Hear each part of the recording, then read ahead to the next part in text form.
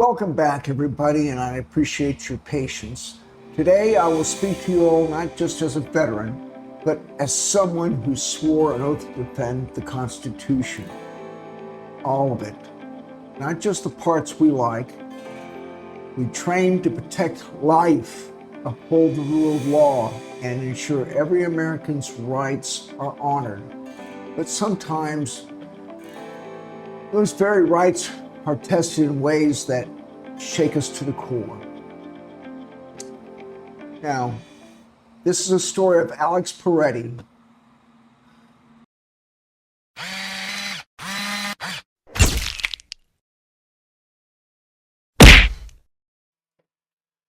Before we argue politics, before we argue policy, before we argue sides, we need to talk about a life. As a 27-year veteran of the military, this has pained me more than anything else because as a retired veteran, I depend on the VA. The VA has given me a new lease on life through the support they give me. And I understand all these VA nurses, it's a hard job. And the ICU is the ultimate hard job. I can't even imagine what it's like with veterans in the ICU. It's like the gateway, as we call them, not jokingly too much, the gateway to heaven, because all you see is these old people ready to, to go at the end of their lives. And I know they want to hang on. And a lot of them struggle. A lot of them are hard to deal with. A lot of them have so much pain, and then many do not have anybody for support. So a guy like Alex that has compassion goes in there to deal with the veterans that are angry, the veterans that are spewing vicious stuff to everyone because of their pain, and to hold the hand of a veteran that's dying. This is a guy that is breaking my heart to talk about, because these are the people that no one knows about until we find out at the last minute they're dead. People are not veterans, don't know these people. These people are not paid as like any place else. It's a tough job, and it's hard for a lot of them, veterans, to get a good nurse that will care about you. And from everything I've seen in this guy, he was caring, the utmost caregiver. And he died protecting two women. The Border Patrol agents were beating them, pushing them around, and spraying the chemicals into their faces. You could see it. It was just thick, heavy stuff. And his last moments was covering this woman. It's like he was in the military, my brother, covering me, giving me cover so I don't die. And he sacrifices his life for another person. As soon as the agents grabbed one, they piled onto him. 7 of them ganged up on him and were beating him viciously. His handgun in his back waistband was taken because it got exposed. And then right after that, it was this instinct of, I'm sure that all of them, we got an animal here, we're going to kill him. And that's what they did. They treated him like an ugly animal. Put down a dog that's rabid. These ICE agents are just no more than thugs in uniform. Gestapo. The tactics are the same, but worse. It's incredible what's happening in our country today. A country that's supposed to have democracy, it's gone. And what people on the right don't understand, there is a scary thing happening, because they've all said it. You don't bring your guns, you don't do this, you don't do that. You cannot, they don't want you to use a whistle. They don't want you to stand nearby. Basically, if you're going to protest, in their book, is that you just stand in a yard 2 blocks away and don't say anything. That's apparently their concept of a protest. They label from the top down, they label everybody as a domestic terrorist. Everybody's out to kill them. But they understand these people are to care about others. And yes, I fully agree that our immigration system's broken. We got to fix that. The way they go in and just sweep around looking for, anybody that may look of the wrong color, and they're immediately a immigrant, illegal to be here. It's not the way to treat people. It isn't. And, these nurses are the most caring people in the world. I value them because they take care of me. And I am heartbroken to the core that this has happened to someone that really cared about people. His life was about caring. It was just incredible what he's done. And I'm speaking as a veteran today who took an oath to defend the Constitution. That oath doesn't end when it's uncomfortable. It doesn't end when emotions run high. It doesn't end when a person involved doesn't fit in a neat political box. Because I'm dead in the center. I want to stand up for everybody. Forget the blue, forget the red. Come on, got to get out of this tribalism. It's not doing anybody any good here. This is just extremely destructive. And I hope someone, you please, watch this video and understand what has happened. There's so many people that write in my comments, he deserved it, just like Renee Good. I mean, how this is what the Nazis do before they take people into the extermination camps. It is. We've got people that believe like that, and then claim that this guy had intent to come to do a mass casualty of ICE agents. There's just unbelievable. I get videos I've seen. I've watched a lot of videos on this, and I get people that claim to be, speaking apolitical from a cop's perspective and say, well, someone blowing a whistle in my face all day long, it's going to make me crazy. And you can't do that. You cannot bring a gun to a protest. You cannot do this. You cannot do that. It's like, it makes a protest almost not a protest anymore. But what happened on January 6th? What was that all about? Look what Kyle Rittenhouse did. Oh my God. Everybody on the right was protecting him. Go, boy, go. And now they're all running like scared little rats. It's like, oh, no, can't do that. Can't do that. Well, you can't have it your way. And it's turning into where the government from the top wants to start selectively cutting away our rights. And I'm a big Second Amendment believer. Honest to God, I am. And it's something that I believe it to be seriously taken. Seriously taking it. I mean, God, you got to really seriously look at this, please, because our rights are going away. The First Amendment's being scrapped. The Second Amendment's being scrapped. The Fourth Amendment being scrapped. We've got to look at what's happening here, and we need to come together as Americans and say, this is enough. This is seriously enough. Oh, this video is all about Alex. We need to remember him. It's not just a headline, not just a talking point, but as a human being whose life is to be understood before it's judged. We had everybody from the top saying he's a domestic terrorist. He was getting involved and trying to start, trouble. All the videos say no, and then everybody from the top says, "Oh no, don't believe it. Don't believe videos. Don't believe what you're seeing and what you're hearing." They're scripting the narrative to fit very neatly. These 7 ICE agents murdered a person that had feelings, had a heart. He was a human being. He's not an animal as they're trying to describe him as. We've got to remember him as a human being beyond any doubt in our minds that this guy had something more than just go to a protest and cause trouble. He was not there. He had his camera out. My God, do you think that's a gun? I mean, we have these thugs wearing masks, covered up, no names, no nothing.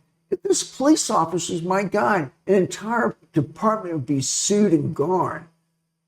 They'd all be stripped out, but nothing's happened. And me, as a veteran, to you, I don't see nothing happening. There'll be no investigation. It would be swept up and everything gone. Right now, until somebody identified, them, I would pay a huge bounty if I could to get these guys identified. But at that rate, there nothing to be done. They're protected. We have a government that's authorized a Gestapo, secret police like you see in these third world banana countries.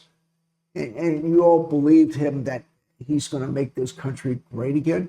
You call the death of Alex Pretti great?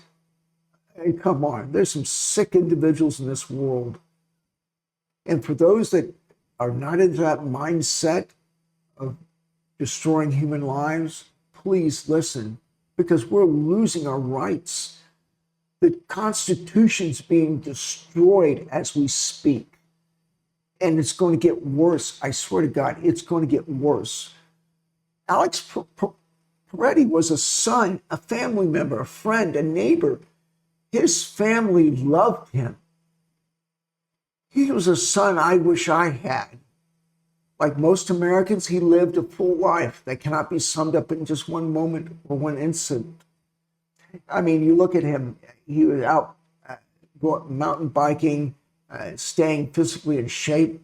That's more than what most veterans do after they retire. They walk around like they're having 3 babies ready to pop them out. You want to ask, who's the daddy of that one? Okay, but all jokes aside, this guy was saving us. What's been lost in the noise that Alex was known by people around him as someone who cared deeply about others. He wasn't anonymous. He wasn't disposable. He wasn't defined by a single day. Veterans understand this better than most. We all do. Because we know how quickly a life can be reduced to a sentence if one stops to tell his full story. A VA nurse is the first line that veterans are seen in a hospital. They're the ones that really develop the issues and get that to the doctor for diagnosis. They're the ones that make sure that prescriptions are done right. They're the ones that answer your questions and get you the right support. And when you're not feeling good, they're going to offer you some comfort.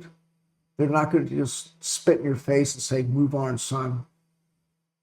Alex Pretti,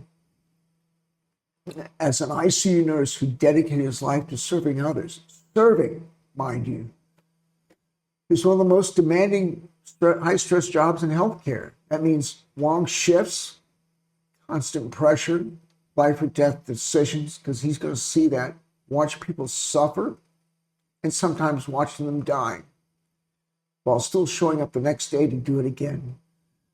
And if he was around, I would have wanted to hold his hand, because that's the last thing all of us will have when we die, is that last look into a nurse's or doctor's eyes and pass away. Nurses don't get applause when the cameras are gone. They get exhaustion. They get trauma. They keep going anyway. That is not politics. That's service. Alex didn't just work in healthcare. He cared for veterans. That matters. And me, that's everything. He chose a profession that supports people who once wore the uniform, people who carried the weight of war home with them, people who needed care, dignity, and compassion. Veterans recognize this kind of service immediately. Some serve in uniform, some serve by caring for those who did. Alex was part of that second group. That connection matters deeply to those of us that understand what service really looks like. Accounts from those who knew Alex described someone guided by empathy and concern for others. That wasn't someone looking for conflict. That wasn't someone driven by hate. That was someone who daily work required patience, restraint, and compassion. And he showed that on the street. He didn't push back against the ICE officers. That's clearly evident there. He turned his back to the ICE officers while he got sprayed to protect and try to pick up the woman before he was grabbed and thrown down. That matters when people rush to dehumanize him after his death. That matters when people and veterans know the danger of stripping people of their dignity. We've seen where that leads. We reject it. Alex believed because peaceful engagement is not radical. It's not criminal. It's a constitutional right. Standing in public, expressing concern, or being part of a community moment does not make someone an enemy of the state. And that's what we're all being labeled, enemy of the state. If petition becomes grounds for suspicion, then the problem isn't public safety. It's democracy itself at the core. It's on the day Alex lost his life, events unfolded during an enforcement operation. Some facts were public acknowledged, others were disputed, and some are still under investigation. This is where veterans slow things down. Others don't see it that way, but because we understand the rules of engagement, escalation, and accountability. None of those ICE agents were de-escalating the situation. It all looks like they're rushing to make this explode. I've seen it too many times, and they're just mass pile on to anybody to really stop them and I think what they want to do is make them think, don't do this again, or otherwise you'd be beaten to death. And then they're taken in and held for a day or so in the Whipple building to make them think that, okay, I convinced them not to do it. But it's not happening. It's just changing the whole scenario all the way around. We don't convict people by rumor. We don't justify force without evidence. We don't replace due process with outrage. People are being civil in these protests. They're not attacking any of the ICE officers. None have been assaulted. It's all the impression. They're like little cosplay cops, little boys inside that just never got the attention they needed, and this is what they feel empowered to go do. So they take out their angry resentment against everybody else. We don't convict people by rumor. We don't justify force without evidence. We don't replace due process with outrage. Truth matters, investigation matters, and restraint matters, especially when a life has been taken. There's no restraint with the ICE officers. Zero restraint. God, it blows your mind as you dig into this. You may have seen the comments. He got what he deserved. Oh God, I have a lot of them on my page. Good riddance. He shouldn't have been there. The language is dangerous, and I try to explain to these people the process and what happens. I just don't block them. I try to help them understand and what's hidden behind their anger and resentment towards a man that has just died, murdered, and not given a chance of due process.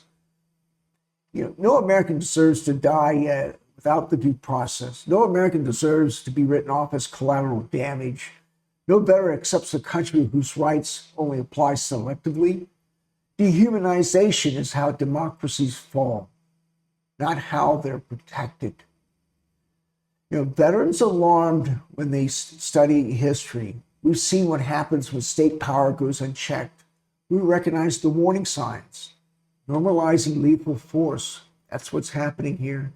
Redefining rights as privileges, and they're being selective. You have a right that will give you one day, and that's all you can do. You can't do anything else. They're trying to redefine the rights we have in the Constitution. We treat citizens as threats instead of people. We didn't serve so Americans could lose their constitutional protections based on narratives instead of law. Honoring Alex doesn't mean blind anger. I don't have anger. I have massive hole in my chest from the pain of all this. Anger doesn't solve anything. Veterans know this. It doesn't mean, a blind anger. It doesn't mean speculation. It doesn't mean vengeance. It means accountability. It means transparency. It means insisting that government power remains bound by law. If rights only exist when government approves of you, they aren't rights at all. Alex Pretti served this country by caring for its people. He showed up for others in their worst moments. He lived a life rooted in compassion, and he deserved the same constitutional protections that every American is entitled to. His legacy is not how he died, it's how he lived. And he stood up protecting others before he died. As veterans, we don't ask for any special treatment. We just ask equal treatment under the law. We honor Alex by demanding truth, by demanding accountability somewhere, and by defending the Constitution for everyone. Because if this can happen to someone like Alex Pretti, it can happen to anyone. You, me. Because this can happen to any of us as something that no veteran should ever accept. I could go on, but I don't want to. I really want to make sure that we all honor Alex Pretti, a man that served his country, taking care of veterans, all of us veterans. So I implore you to call Congress, get everything you can to get their attention. Be that greasy wheel that will get fixed. I did that my entire time in the military, making sure that I took care of my troops, took care of them so that way they can do their jobs, take care of them so they can make sure that their families are taking care of them. It was an honor for me to have able to serve men and women in uniform. And I don't want this to be destroyed. I don't want to see my country, our country, be destroyed. So please take time out, take a moment of silence for Alex, because he deserved it. He doesn't deserve to remember as that photo which he laid there on the ground as they shot him. I didn't want to put any of that up. There's too much of that. I want to remember Alex in his life of fulfillment as he supported everybody else. So in closing, take care of yourself, take care of your family, your community, and your country. God bless the USA. Thanks for tuning in. Stay curious, stay kind, and as always, have a wonderful rowdy. Take good care of yourself and each other. Don't forget to like, subscribe, and ring that bell. I'll see you in the next video.